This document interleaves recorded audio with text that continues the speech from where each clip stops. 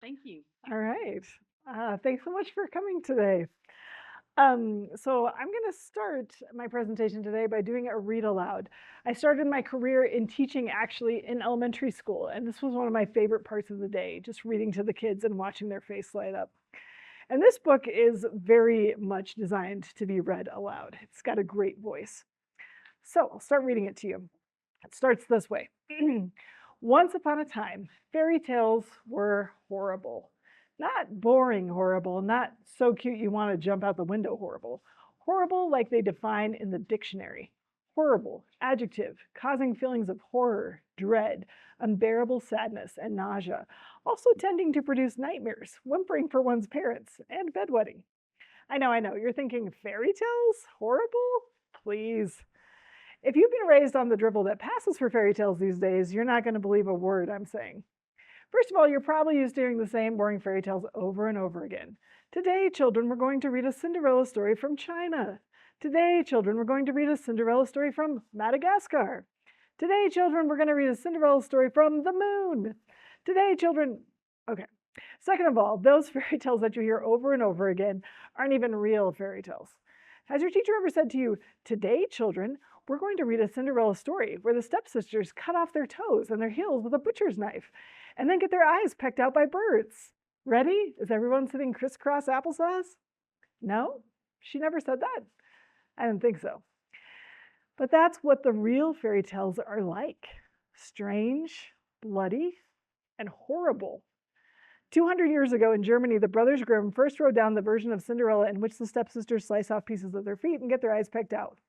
In England, a man named Joseph Jacobs collected tales like Jack the Giant Killer, which is about a boy named Jack who goes around murdering giants in the most gruesome and grotesque ways imaginable. And there was this guy called Hans Christian Andersen who lived in Denmark and wrote fairy tales filled with sadness and humiliation and loneliness.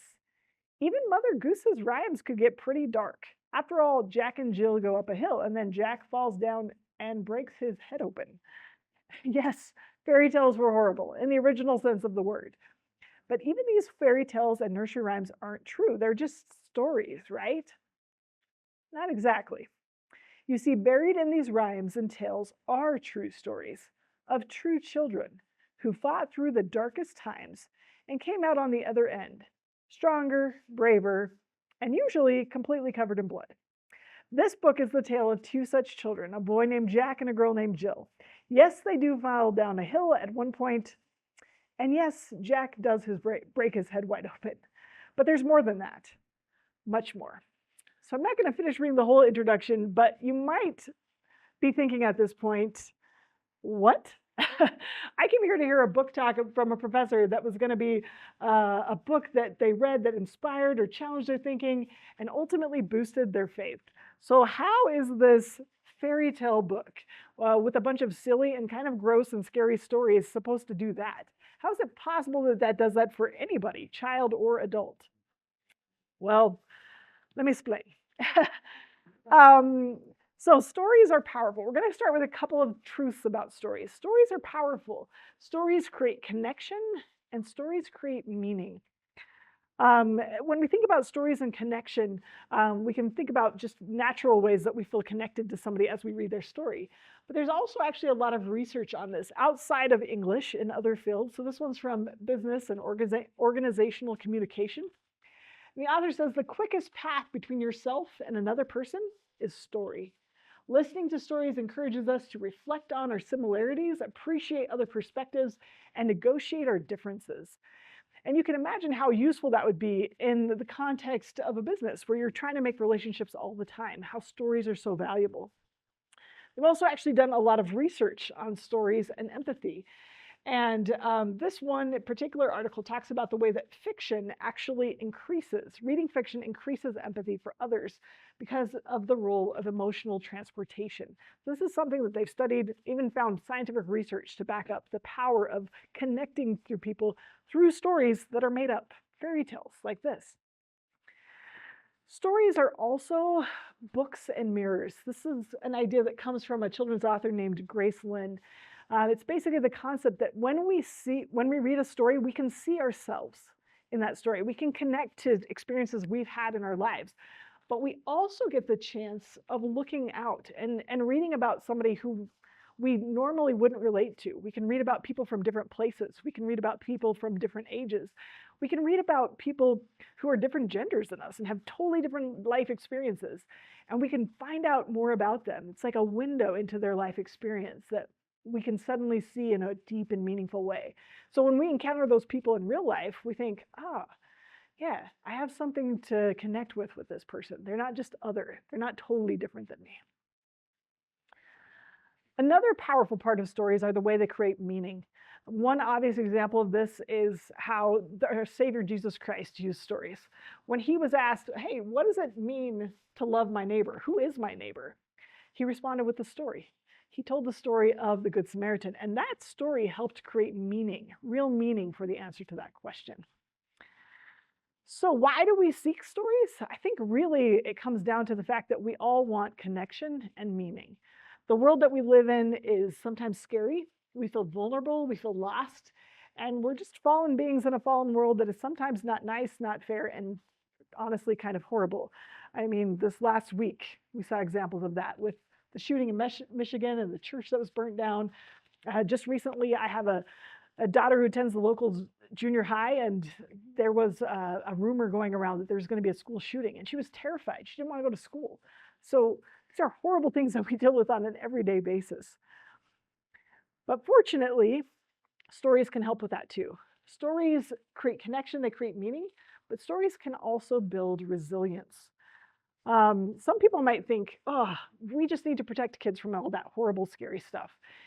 And like J. Alexander Wooten, I agree with that to a point. He starts with his argument this way. He says, I do not disagree that stories and what they contain should be revealed with discretion.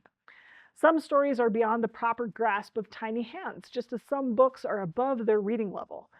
But I don't believe that children should never be afraid. Of course, it's very inconvenient, and I know this from personal experience. It's very inconvenient for parents when their child develops an irrational fear of the dark or of the bedroom closet. That struggle to exert rationality against unwarranted instinct, unfounded imagination, or overblown emotion lasts long into adulthood, which I can also attest to from personal experience. To act on what we know, when what we know is contrary to what we feel, can be just as difficult for adults as it is for children.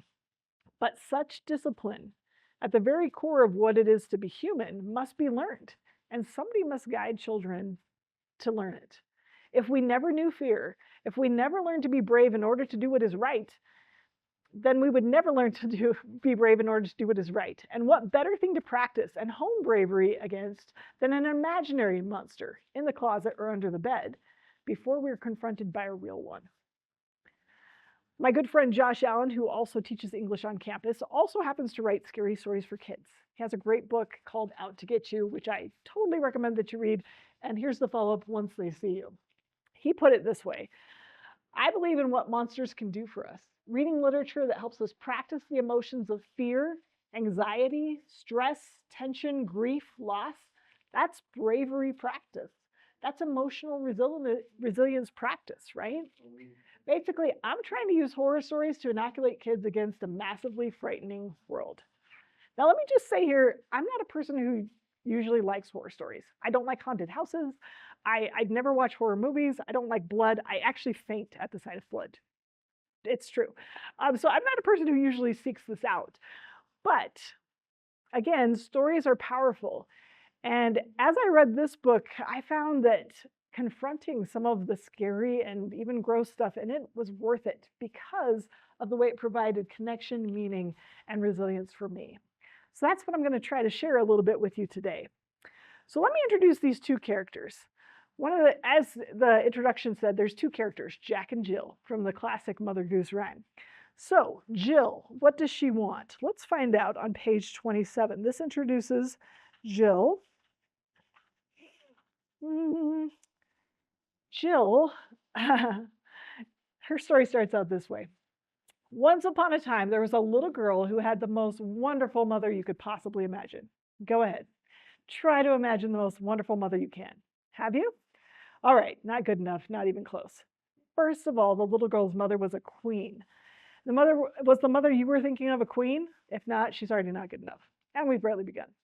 Second of all, the little girl's mother was beautiful. I mean, really beautiful. Stunningly gorgeous. Her golden hair was as long as thick as you please and hung all the way down the curve of her back. She was tall like a statue and slender like a willow wand. Her lips were rich and red like an unbloomed rose. And her eyes, her eyes were a cerulean blue, so clear and shining you could stare into them for hours and never think to blink. And so you can see, she was really the most wonderful mother imaginable, and her daughter knew it. How could she not? One cold winter day, this wonderful mother sat before the looking glass in her room, and her little girl, who was named Jill, sat beside her and watched her mother's expert hands apply red to her fine lips and pale cheeks. Jill's feet were soaking in a tub of ice water. Beautiful women have the softest feet, her mother told her. Jill nodded fiercely and tried not to shiver so loudly that her mother could hear. Suddenly, from the street below, they heard the cry of a poor beggar braving the cold in search of food. "Bread!" he cried. "Bread for a freezing old man!" The queen rolled her eyes at Jill. Little Jill smiled up at her mother once the queen had gone back to her makeup, practicing rolling her eyes as well. But the beggar cried out again, "Bread, please! Can anyone spare some bread?" He must have been right below their window, for his voice bounced around the snowy eaves, through the open window, and directly into the room. Jill's mother raised her eyebrows at Jill and then dipped her finger in a pot of rouge. The little girl practiced raising her eyebrows. "Bread! Bread for a freezing, starving man!" the beggar cried. "Ugh, putrid too," the queen said. "I can practically smell him from here." Jill giggled. Her mother added, "Don't make me smile, child. It'll ruin the rouge." "Bread!" the beggar screamed. "Heavens!" The queen looked at Jill in the mirror. Her eyes traveled to the tub of ice water. Suddenly, the queen spun around, yanked the tub from under Jill's feet, and went to the window. She stole a mischievous look over her shoulder at Jill. Jill stared, uncomprehendingly. Then her mother dumped the entire tub of water out the window. "Oh!" cried the beggar. "Who did that? Oh, it's so cold! It's cold!" Jill's mother fell back into the room. Her face was contorted with hysterical, silent laughter. She looked at Jill through heaving laughs, her eyes wide, her eyebrows raised. Jill stared at her. She thought she ought to laugh too, so she tried. Her mother began laughing harder now, the makeup on her face cracking into little caverns, her eyes as wide as moons, staring at her little girl. Jill watched her mother laugh and laugh as the beggar cried for a warm blanket on the street below. Finally, after her fit of laughter had subsided, the queen went into the wardrobe. Jill walked over to the window. The beggar was still crying for a warm blanket. The little girl stuck her head over the sill and gazed downward. A bent, bearded man rubbed his arms up and down and begged for someone to help him. Jill wondered if she could give him her shawl, or if her mother would disapprove. Probably she would disapprove. Suddenly, the wind banged the window frames against the castle, rattling the glass. The queen, from the depths of the wardrobe, cried out, "What did you break now?" Even though Jill had never broken anything in her mother's life. "Nothing, Mommy," Jill called back. "If it's my looking glass," her mother cried, "I will never forgive you." Jill reached out to draw the curtains closed. She looked down one last time at the beggar. Then, as she was pulling the windows in, her gaze happened to travel across the wintry square. At the opposite side, standing in the shadow of the church, were 3 huddled figures. They were watching Jill, watching her with eyes so pale they seemed to have no color at all. Jill shivered and withdrew into the room. Her mother was standing there, staring at her, dresses draped over her shoulders and arms and around her neck. "What's broken?" the queen snapped. "What's broken? Don't lie to me. Is it my looking glass? I must know." "Nothing, nothing, Mommy, I promise." And Jill ran to her wonderful mother and threw her arms around her and held her tightly. "Well, wait, you don't think she's so wonderful?" "I don't know what you're talking about." All right, so we think about Jill and this story that kind of introduces her. What does she want? She wants to be beautiful like her mother, but really, I think she wants to be loved. She wants that connection with her mom. She wants that approval that comes from parents. That's what she wants. Later on in the story, we'll meet Jack. And because I'm getting short on time, I'm going to skip this part, but I'm going to let you know a little bit about Jack. He's a bit of a dreamer. His he's got a huge imagination. He's always kind of often, running around and finding things to do. He also loves animals. He loves playing with them. Of course, he loves the milk white cow, as you might expect. But he's also a bit of a follower. And there are some boys who he's always following around and trying to become friends with. But they don't think he's very smart or very brave or very strong. And so they really don't want anything to do with him. So he really tries to fit in, but it doesn't work so well. So he really wants to fit in, and he also wants to please his dad. He wants to show that he's brave and strong, just like Dad. What Jack and Jill really want is what I want, what all humans want. They want connection. They want to find meaning, but it doesn't come in the way that they expect. That's how stories go, right? They end up on a journey. If you remember those 3 pale people that are mentioned in Jill's story, they turn out to be sort of dangerous. And they basically tell Jack and Jill that they will help them find what they want, but they have to get something called the seeing glass for them. So they have to go on this really long journey. There's a catch though. If they don't return with the seeing glass in a certain amount of time, then they could actually die, which is kind of scary. So they're on this long journey and they are tired and hungry and a little bit lost, and they're not sure what to do. And they run into these 3 ravens. And the 3 ravens start to give them a clue about how they're going to be able to succeed in this journey. And they teach them about something called confusion. And in the book, there's a space between the word con and fused, just like this, with a little hyphen in between, confused. And this is important because as the ravens explain, they said, children, you're confused. And they're like, what do you mean we're confused? They're like, let's explain this to you. Confused means fused together, mixed with something or someone else. You, dear children, are confused. What you want, what you think, what you believe, all get mixed up with what other people want for you, or think you should want, or believe about you. Do you see? So they tell the children, you think you want the seeing glass, but that's actually not what you want. And then they give them this riddle. When you do what you want, not what you wish. When you no longer seek your reflection in others' eyes, when you see yourselves face to face, you will have found what you truly seek. So at this point, when the children meet the ravens, they don't really believe them. They say, hey, we have to find the seeing glass. We don't want to die. That's kind of a big deal. But later on, they come to find out, of course, that the ravens are right. So here's the thing. I don't want to give away too many spoilers in this book because, of course, it's always worth reading yourself. But what I love about good literature is it helps us to ask good questions. And some of the good questions this book helped me to answer is, what is it that I really want? And who am I, really? And then finally, how would my life be different if I lived in a way that fits with what I really want and who I really am? It's also interesting to me that the title of this book and the entire structure of it is actually based on a scripture. It's 1 Corinthians 13:12.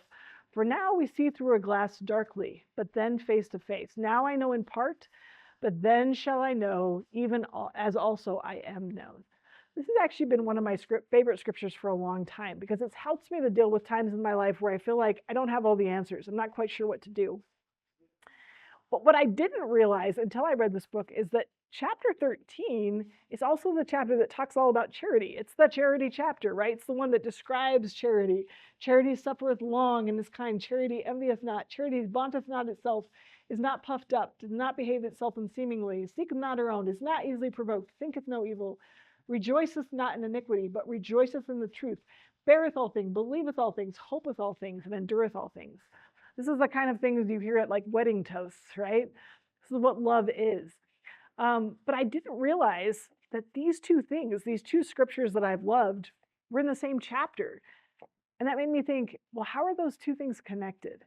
If they're talked about right after each other in the scriptures, what is it about seeing darkly and seeing things in part that's connected to charity, loving fully, loving completely?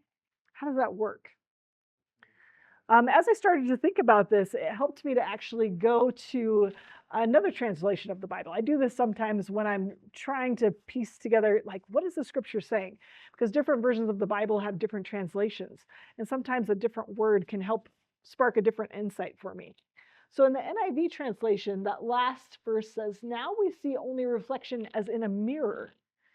Then we shall see face to face. Now I know in part, then I shall know fully, even as I am fully known." Which helps to explain why in the story they're looking for a mirror, right? And why Jill's mother is so obsessed with a mirror. Starts to come through this theme all throughout this book.